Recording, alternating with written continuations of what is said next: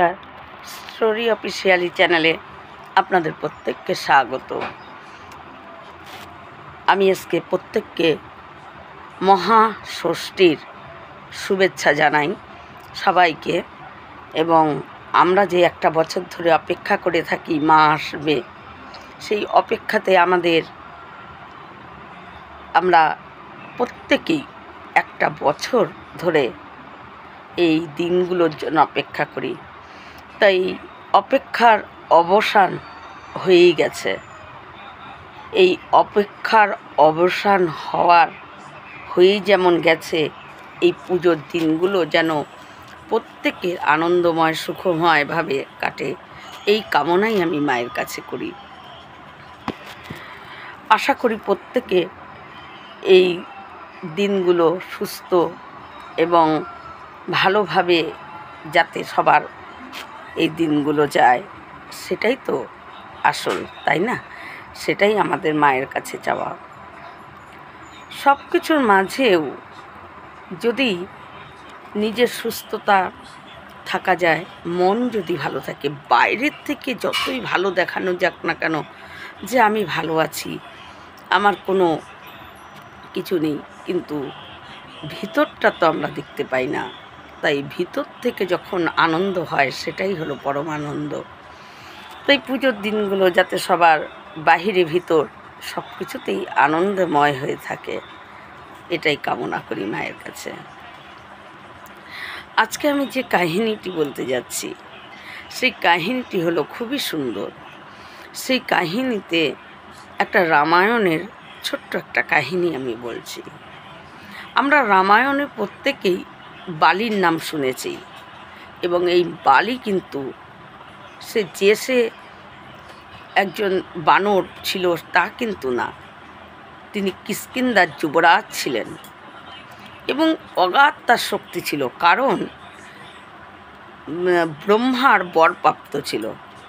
ব্রহ্মা তাকে বর দিয়েছিল যে তার সঙ্গে যুদ্ধ করতে আসবে তার শক্তির অর্ধেক তার মধ্যে চলে যাবে। তাই বালিকে হারানোর কারোই ক্ষমতা ছিল না, এত বড় যোদ্ধা ছিল। আর তার মধ্যে এই ব্রহ্মার বরের জন্য তিনি আরও শক্তিমান হয়ে ওঠে, কারণ তার সঙ্গে যেই লড়তে আসে তার শক্তিও তার অর্ধেক তার ভিতরে চলে যায়, আর সে আরও শক্তি পেয়ে যায়। তার জন্য তাকে কোনো দিন কেউ হারাতে পারেনি। এমনকি বালির এই নিয়ে অহংকার থাকে। তার অহংকার বাড়তে বাড়তে যখন বালি রাবণকে 6 মাস তার লেজে বেঁধে ঘুরিয়েছিল, সেই জন্য বালির অহংকার আরও বেড়ে যায়। তাই তিনি কাউকে দেখে ভয় বা কাউকে দেখে তিনি তার যা ইচ্ছা তিনি তাই করত। তিনি মনে মনে ভাবত, যদি কেউ আমাকে বারণ করতে আসে বা কেউ যদি আমাকে আমার কাজে বাধা দেয়, তাহলেই আসুক, আমার সঙ্গে লড়ুক। আর সবাই সেটা জানতো, যেহেতু সে ব্রহ্মা তাকে বর দিয়েছে, তাই তার সঙ্গে লড়ে কেউ জিততে পারবে না। তাই বালির এটাই ছিল সবচাইতে অহংকার বেড়ে যায়, তার শক্তি নিয়ে তার ভিতরে অহংকার জমে যায়। বালি একদিন কি করছে, জঙ্গলের ভিতরে ঢুকে বড় বড় সুন্দর সুন্দর গাছ, সেই গাছগুলো ফল ধরে আছে, মানে ফল ধরা সমস্ত গাছ, যেগুলো বনের পশু এবং পাখিরা খেয়ে তাদের পেট ভরায়, সেই রকম সমস্ত বনের মধ্যে নানা রকম গাছ আছে। আর সেই ধরন্ত গাছ, ফল ধরন্ত গাছ, সেগুলোকে বালি ভেঙে তার শক্তি বলে তছনছ করে দিচ্ছে। তারপর ওই জঙ্গলের ভেতরে অমৃত সমান জলের একটা সরোবর ছিল। সেই সরোবর এর মধ্যে বালি, নোংরা পাতা, গাছ ভেঙে সমস্ত কিছু ওই সরোবরে ফেলে সেই সরোবরকে নষ্ট করে দেয়, তার জল নষ্ট করে দেয়। বালি যখন এই জঙ্গলে তছনছ করছিল, বড় বড় গাছ, বড় বড় বৃক্ষ যখন ভেঙে চুরমার করে দিচ্ছে, সেই সময় সেই জঙ্গলেরই এক ধারে হনুমান প্রভুর নাম জপ করছিল। তো বালির এই রকম যখন বন তছনছ করছে, সেই সময় হনুমান তার ওই শব্দে হনুমানের প্রভুর নাম জপ ভেঙে যায়, বিঘ্ন ঘটে। হনুমান কাছে গিয়ে দেখে যে কে এমন এটা করছে, দেখে বালি। হনুমান তখন তাকে ভালো করে বলে যে তোমার এই বনের গাছপালাকে আর এই অমৃত সমান যে সরোবর সেগুলো নষ্ট করে তুমি কি পাচ্ছ? তাই তোমার ভিতরে যে শক্তির একটা অহংকার হয়ে আছে, সেই শক্তির অহংকার ত্যাগ করো। শক্তি থাকা পরও যদি অহংকার শান্ত এবং সেই শক্তিকে যদি অযথা প্রয়োগ না করাই ভালো, তার থেকে তুমি তোমার শক্তি আছে বলে তুমি অহংকারে মত্ত হয়ে গেছো, তাই অহংকার ছেড়ে তুমি প্রভুর নাম জপ করো, তুমি রাম নাম জপ করো। বালি এই কথা শুনে বলে, কি বললে? আমি তো আজ পর্যন্ত কারো মুখে শুনিনি এই রামের কথা, আর তুমি আজকে বলছো যে আমি তার নাম জপ করব? তুমি কি ভাবছো যে যদি তুমি আমাকে রাম নাম জপ করতে বলছো? হনুমানের প্রতি বালির এই রকম ভাবে সে অহংকার মত্ত হয়ে কথা বলছে। বলছে তুমি আমাকে রাম নাম জপ করতে বলছো? যাও, যার উপর তোমার যার নাম জপ করতে বলছো যে তার হনুমান যখন বলে যে বালিকে যে রাম নাম জপ করো, তাহলে তোমার ভিতরে যে ব্রহ্মার এত সুন্দর বরদান আছে, আর তার জন্য যে তুমি এত শক্তিমান, আর সেই শক্তি যদি থাকা সত্ত্বেও তুমি প্রভুর নাম জপ করো এবং নিজেকে শান্ত করো, যেখানে অযথা সেই শক্তি নিয়ে তুমি যদি না দেখাও, তাহলে তোমার এই শক্তি আর প্রভুর নাম জপ করার জন্য তোমার ইহকাল এবং পরকাল দুই কালই তোমার সুন্দর হয়ে যাবে। তোমার আর কিসের চিন্তা থাকবে? তাই ইহকাল পরকাল দুই কাল শুধরানোর জন্য তুমি প্রভুর নাম করো, আর দেখো তোমার এই শক্তি থাকা সত্ত্বেও সেই শক্তি তোমার কোনো দিন নষ্ট হবে না। কিন্তু হনুমানের এই উপদেশ বালির মোটেই ভালো লাগেনি। বালি তখন বলে যে কি বলছো, যে প্রভুর নাম করব, রাম নাম করব? আমি তো কারো মুখেই শুনিনি যে তার নাম কেউ সবাই জপ করছে, তোমার মুখেই প্রথম শুনলাম। এতই যদি তোমার প্রভু নিয়ে তোমার এতই গর্ব থাকে, এতই যদি তোমার এই বড় বড় কথা যেরকম তুমি প্রভু নিয়ে বলছো, যাও তুমি আগে সেই রামকে নিয়ে আসো, বলো আগে আমার সঙ্গে যুদ্ধে জিতুক, তারপর বুঝবো।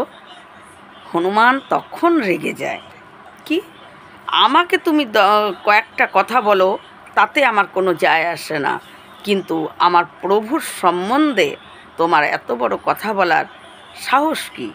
তাই হনুমান তখন বলে যে আমার প্রভু তো দূরের কথা, আগে এই ক্ষুদ্র তার দাসের সঙ্গে লড়ে দেখো, তারপর আমার প্রভুর সঙ্গে লড়ো। বালি হনুমানজির এই কথায় বালি রাজি হয়ে যায়, বলে যে ঠিক আছে, লড়বো তোমার সঙ্গে, কিন্তু আজকে না। আমি একটা মানে যেখানে কিষ্কিন্ধা নগরের মাঝখানে সমস্ত মানুষ সবার সামনে তোমার সঙ্গে আমি লড়বো, কালকে তুমি এসো আমার সঙ্গে লড়তে। হনুমান রাজি হয়ে যায়। পরের দিন যখন বালি কী করে, একটা নগরের মাঝখানে সেখানে সমস্ত লোকেরা দেখতে আসে যে হনুমান আর বালির লড়াই হবে। তাই বালির শক্তি সম্বন্ধে সবারই জ্ঞান ছিল যে তার ব্রহ্মার বরের জন্য যেই তার সঙ্গে যুদ্ধ করতে আসবে, আর তার অর্ধেক শক্তি বালির মধ্যে চলে যাবে। তাই সবার একটা দেখার জন্য একটা আকর্ষণ ছিল। কিন্তু বালি কী করে, ওই যুদ্ধ নগরের মাঝখানে যে সমস্ত মানুষেরা আছে তার মাঝখানে সে ঢুকে যুদ্ধ করার জন্য সে সেখানে বসে থাকে। হনুমান যখন নাকি বালির সঙ্গে যুদ্ধ করার জন্য সে কেবল যাবে, সেখানে ব্রহ্মা প্রকট হয়ে যায়। ব্রহ্মা প্রকট হয়ে হনুমানকে বলে যে হনুমান, তুমি যুদ্ধ করতে যেও না বালির সঙ্গে। হনুমান তখন বলে যে আমি বুঝতে পেরেছি যে আপনার বিশেষ কোনো কিছু বলার জন্যই আপনি এখানে প্রকট হয়েছেন। প্রথমে আমার প্রণাম গ্রহণ করুন। বলে ব্রহ্মাকে প্রণাম করে বলে এবার আপনি আদেশ শোনান। বলে আমি বলছি তুমি যুদ্ধ করতে যেও না। হনুমান তখন বলে যে যুদ্ধ আমি আপনার কথা আমি মেনে যুদ্ধ করতে যেতাম না যদি সে আমাকে কিছু বলতো, কিন্তু আমার প্রভুর সম্বন্ধে সে বলেছে যে প্রভুকে তুমি আগে আমার সঙ্গে লড়তে বলো। তাই আমি তাকে বলেছি আগে তার দাসের সঙ্গে লড়ো। তাই আমি কিছুতেই আপনার এই কথা মানতে পারছি না, আমি যুদ্ধ করবই। তখন ব্রহ্মা হনুমানকে বলে যে হনুমান, তুমি যদি যুদ্ধ করতেই চাও, তুমি যদি মনে করো যে যুদ্ধ তুমি করবেই, তাহলে তুমি আমার একটা কথা মানো, তোমার যতটা শক্তি, সর্বশক্তি নিয়ে তুমি যুদ্ধ করতে চেও না বালির সঙ্গে। তুমি তোমার যোগ বলে তোমার সমস্ত শক্তি তোমার প্রভুর চরণে রেখে তার থেকে মাত্র 10 গুণ শক্তি নিয়ে তুমি বালির সঙ্গে যুদ্ধ করতে যাও। হনুমানজি তখন এই কথা শুনে ব্রহ্মাকে তার সম্মান রাখার জন্য, একমাত্র ব্রহ্মার সম্মান রাখার জন্য হনুমান বলে যে ঠিক আছে, আপনার কথা মতো আমি যোগ বলে আমার সমস্ত শক্তি প্রভু রামের চরণে আমি রেখে আমি 10 গুণ শক্তি নিয়ে যুদ্ধ করতে যাব। আর ব্রহ্মা তখন বলে যে তারপর তুমি যুদ্ধ শেষ হলে তুমি আবার প্রভুর চরণ থেকে সেই শক্তি তুমি নিজে অর্জন করে নিতে পারবে, তাই তোমাকে বললাম। তখন হনুমানজি সেটাতে রাজি হয়। ব্রহ্মা অন্তর্ধান হয়ে যায়। হনুমান যখন মাত্র 10 গুণ শক্তি নিয়ে বালির সঙ্গে যুদ্ধ করতে যায়, বালি তার থাইয়ের মধ্যে থাবা দিয়ে হনুমানকে যুদ্ধ করার জন্য মানে আরও উস্কানোর মতন কথা বলতে থাকে যে আসো যুদ্ধ করো, লড়ো। এরকমভাবে হনুমান যাতে যুদ্ধ করে, এই করতে করতে হনুমান যখন বালি যেখানে বসে আছে সেই সম্মুখে যায়, হনুমানের 10 গুণ শক্তির থেকে 5 গুণ ব্রহ্মার বর অনুযায়ী বালির শক্তিতে চলে যায়। কিন্তু একজন পরম ভগবান, যে নাকি ভক্ত শিরোমণি, যে নাকি সমস্ত ভক্তের মধ্যে হনুমানকে বলা হয় তিনি শিরোমণি ভক্তের, তাই তার ভক্তির আর তার শক্তির একটা আলাদা রকম তেজ সেটা হতেই হবে। কারণ সে যে প্রভুর দাস হয়ে তিনি নিজের ভিতরে অহংকার, কোন শান্ত অবস্থা, এতটা শক্তি থাকা সত্ত্বেও নিজেকে সবসময় প্রভুর দাস বলেই চলতো। তার শক্তি যতটুকু ভগবান রাম আদেশ করত তিনি ততটুকুই পালন করতেন। তার বেশি তার যতই শক্তি থাক, কিন্তু সেই শক্তি হনুমান কখনোই প্রয়োগ করত না। কারণ একজন দাস, যদি কেউ নিজেকে দাস বলে, তাহলে দাসের যদি আমি একটা ছোট্ট উদাহরণ দিয়ে বলছি যে যখন কোনো বাড়িতে কোনো সেবককে রাখা হয়, সেই মালিকের থেকে হয়তো সেবকের অনেক বেশি শক্তি। যদি লড়াই লাগে হয়তো মালিক হেরে যাবে, সেবকই জিতে যাবে তার শক্তি বলে। কিন্তু সেই সেবক কি মালিকের আজ্ঞা ছাড়া তার শক্তি পালন করতে পারে, কোনোখানে ব্যবহার করতে পারে? কখনো না। মালিকের আদেশ অনুযায়ী তার কাজ করতে হয়। এই হলো সেবকের কর্তব্য, এটাই হলো সেবকের নিয়ম, আর এটাই হলো সেবকের কর্তব্য। তাই হনুমানজির এত শক্তি থাকতেও হনুমানজি কিন্তু সবসময় প্রভুর আদেশ যতটুকু করত, সেই আদেশে যতটুকু শক্তি প্রয়োজন ততটুকু শক্তি প্রয়োগ করত। নিজের শক্তি আছে বলে সে প্রভুর আজ্ঞা উল্লঙ্ঘন করে যে নিজের শক্তি বলে কিছু করবে, হনুমানজি কিন্তু সেটা করত না। একজন দাস, একজন আদেশ সেবকের যা কর্তব্য তাই হনুমানজি সেটাই করত। কিন্তু ভগবানের ভক্তর ভিতরে যে শক্তি আর অহংকারী ব্যক্তির ভেতরে যে শক্তি, দুটো শক্তির মধ্যে পার্থক্য আছে। হনুমান যখনই যুদ্ধ করতে বালির সামনে যায়, হনুমানের শরীর থেকে অর্ধেক শক্তি, 10 গুণ শক্তির থেকে 5 গুণ শক্তি ব্রহ্মার বর অনুযায়ী বালির ভিতরে চলে যায়। কিন্তু হনুমানের যে 5 গুণ শক্তি, সেটাকে সহ্য করার মতন ক্ষমতা বালির ছিল না। তিনি এতটা শক্তিমান হয়েও যেই হনুমানের 5 গুণ শক্তি বালির ভিতরে চলে যায়, বালি অমনি ফুলতে শুরু করে দেয়। তার ভিতরের অনুভব হয় যে সাগরের যেরকম ঢেউ ওঠে, ঠিক যেন তার শরীরে শক্তির ঢেউ উঠছে, যেন সর্বশক্তিমান সে হয়ে গেছে। কিন্তু তার শরীর ফুলতে, সেই শক্তির জন্য শরীর ফুলতে থাকে। ফুলতে ফুলতে বালির অঙ্গ ফেটে ফেটে রক্ত ঝরতে থাকে। কিন্তু যখন বালির অঙ্গ ফেটে, হাত পা ফেটে ফেটে রক্ত ঝরতে থাকে, হনুমানের 5 গুণ শক্তি তিনি সহ্য করতে পারছেন না। যুদ্ধ করবে কি করে, তার শরীর ফুলে রক্ত বার হচ্ছে। তখন ব্রহ্মা কি করে, সেখানে প্রকট হয়ে যায়। ব্রহ্মা তখন সেখানে প্রকট হয়ে বালিকে বলে যে, বালি, তুমি এক্ষুনি এই মুহূর্তে তুমি যত দূর সম্ভব এখান থেকে দৌড়ে চলে যাও, দূরে কোথাও, তুমি কিন্তু এখানে থেকো না।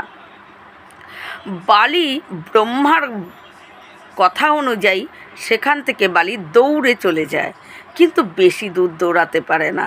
বালির শরীর এত ফুলে যায়, ফেটে ফেটে রক্ত পড়তে শুরু করে, রক্ত ঝরছে। সেই অবস্থায় কিছু দূর গিয়েই বালি পড়ে যায়।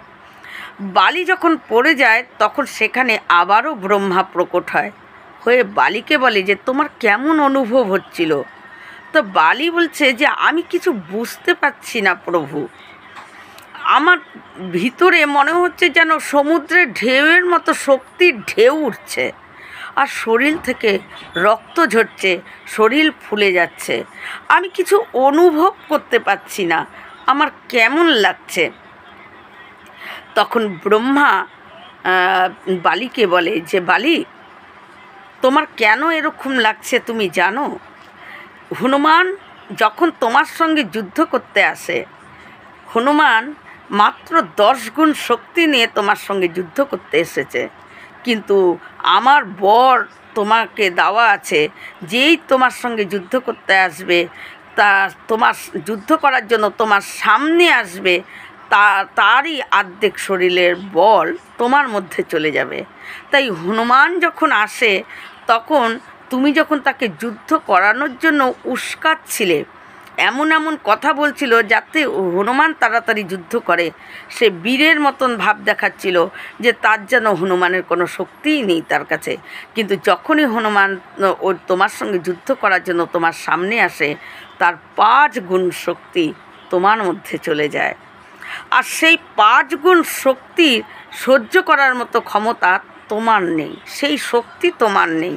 তাই তোমার শরীর থেকে রক্ত ঝরছে, তুমি ফুলে যাচ্ছ, আর তোমার কেমন অনুভব হচ্ছে তুমি নিজেই বলতে পারছো না।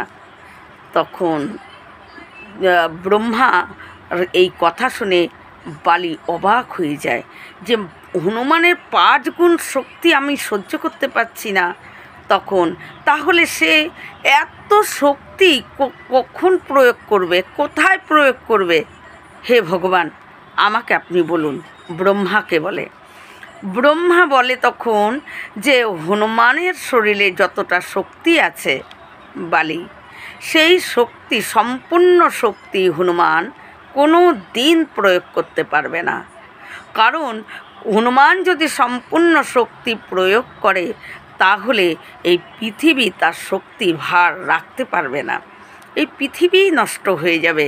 তাই হনুমান কোনো দিনই তার সম্পূর্ণ শরীরের তার যতটা শক্তি, সেই শক্তি প্রয়োগ কোনো দিনই হনুমান করবে না। আর তোমার এই অবস্থা হয়েছে মাত্র হনুমানের 5 গুণ শক্তি তোমার ভিতরে ঢুকেছে। কারণ যখন হনুমান তোমার সঙ্গে যুদ্ধ করতে আসে, তখন হনুমানকে কাছে গিয়ে আমি তাকে বলি, তুমি সব শক্তি নিয়ে বালির সঙ্গে যুদ্ধ করতে যেও না। যদি হনুমান সব শক্তি নিয়ে তোমার সঙ্গে যুদ্ধ করতে আসতো, আর হনুমানের শক্তির অর্ধেক শক্তি যদি তোমার মধ্যে ঢুকে যেত, তাহলে তোমার সারা শরীর ফেটে টুকরো টুকরো হয়ে নিচে পড়ে যেত, তুমি সহ্যই করতে পারতে না। তাই আমি হনুমানকে বলেছি যে তুমি 10 গুণ শক্তি নিয়ে বালির সঙ্গে যুদ্ধ করতে যাও, আর তোমার সমস্ত শক্তি ওই প্রভু রামের চরণে তুমি রেখে দাও।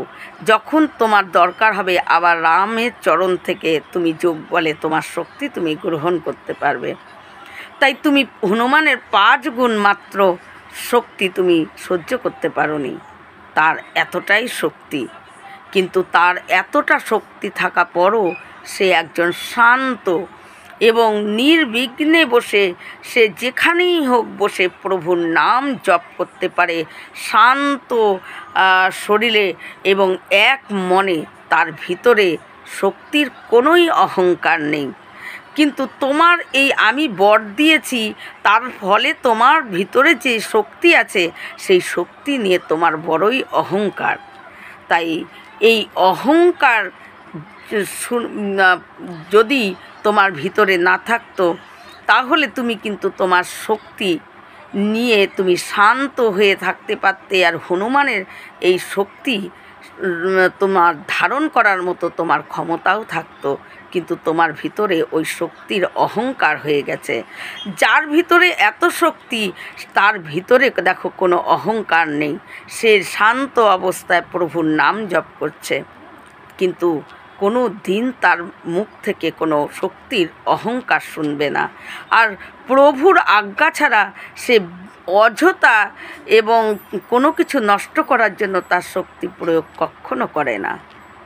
এটাই হলো প্রভুর প্রতি ভক্তি, এবং তার শক্তি থাকা সত্ত্বেও সে অহংকার শূন্য, তারই লক্ষণ।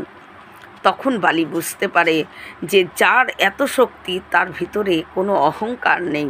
সে সমস্ত শক্তি প্রভু রামের চরণে ছেড়ে সে নিশ্চিন্ত মনে তার নাম জপ করছে। প্রভুর আদেশ ছাড়া তার শক্তি নিয়ে কোনো গর্বও নেই, সে শক্তি কোনোখানে প্রয়োগ করে না। তখন বালি গিয়ে কি করে, হনুমানের চরণে প্রণাম করে এবং হনুমানকে বলে যে আমার ভিতরে শক্তির অহংকার হয়ে গেছিল, আমি বুঝতে পেরেছি সব। এই বলে তখন বালির, হনুমান যে শক্তির জন্য বালির যে সারা শরীর রক্তে ঝরছিল, হনুমান তার দিকে করুণার দৃষ্টিতে তাকিয়ে, এবং হনুমান তার শরীর আবার ঠিক হয়ে যায় বালির। এবং এই ব্রহ্মার বরের জন্যই বালির সঙ্গে কেউ সামনে গিয়ে লড়তে পারত না। বালির সঙ্গে লড়তে গেলে বাড়ির পিছন থেকেই বালিকে সঙ্গে লড়তে হতো, নাহলে সামনের থেকে লড়তে গেলেই তার অর্ধেক শক্তি বালির মধ্যে চলে যেত। এটা ব্রহ্মার বর ছিল। এই রকম ভিডিও পাওয়ার জন্য আমার চ্যানেলটিকে সাবস্ক্রাইব করবেন। নমস্কার। আর এই পুজোতে প্রত্যেকের ভালো কাটুক, সুন্দর আনন্দময় সুখময় হয়ে এই পুজোটা প্রত্যেকের যাতে ভালোভাবে, সুষ্ঠুভাবে, সুস্থভাবে যাতে সবার ভালোভাবে এই পুজোর কটা দিন যায়, এটাই আমি ভগবানের কাছে কামনা করি। আজকে এই পর্যন্তই। নমস্কার।